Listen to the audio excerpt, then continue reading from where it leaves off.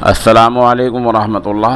नाज़रीन, इस वक्त हम मौलाना इफ्तिखार समद मज़ाहिरी की नमाज तरावीह की तिलावत पेश कर रहे हैं, जो माशाल्लाह हरियाणा की मशहूर खानका बूढ़िया के दीनी इदारा फैज़ुल उलूम की मस्जिद में नमाज तरावीह अदा करा रहे हैं। और माशाल्लाह आपके सामने हैं हज़रत अलहाज पीर जी हाफिज़ हुसैन अहमद क़ादरी मुजद्दिदी दामत बरकातुहुम।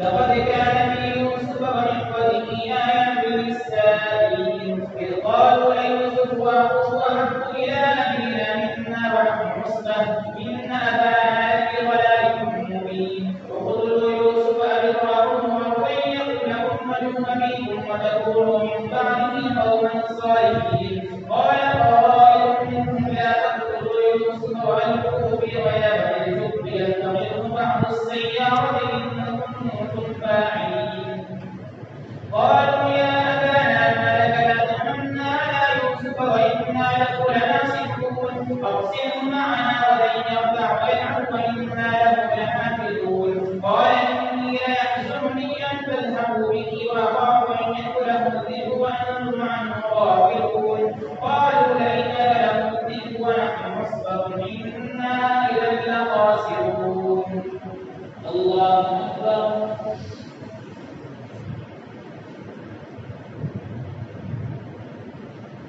سمع الله لمن حمده.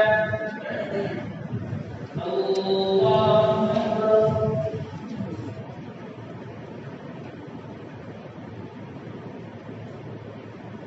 الله أكبر. الله أكبر.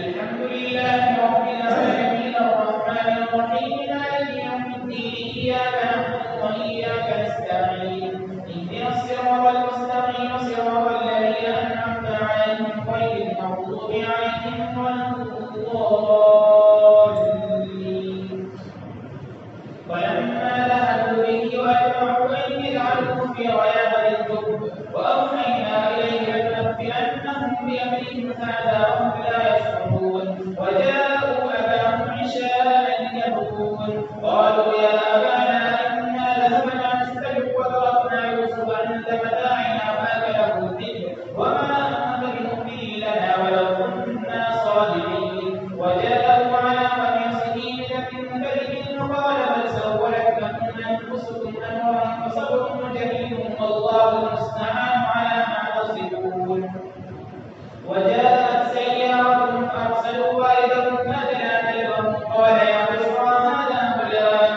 وأسرهم بضاعتهم والله عليم بما يعملون وشروه بثمن بخس دراهم معدودة وكانوا فيه من الزاهدين وقال الذي اشتراه من مصر لامرأته فيه مثواه عسى أن ينفعنا أو نتخذه ولدا وكذلك مكنا ليوسف في الأرض ولنعلمه من تأويل الأحاديث والله غالب على أمره ولكن أكثر الناس لا يعلمون ولما بلغ أشده آتيناه حكما وعلما وكذلك نجزي المحسنين.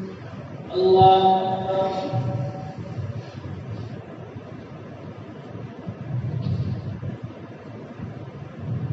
سمع الله لمن حمده. الله أكبر.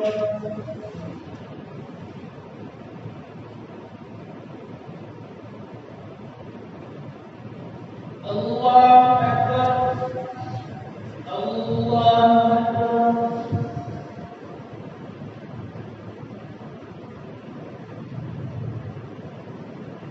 الله أكبر.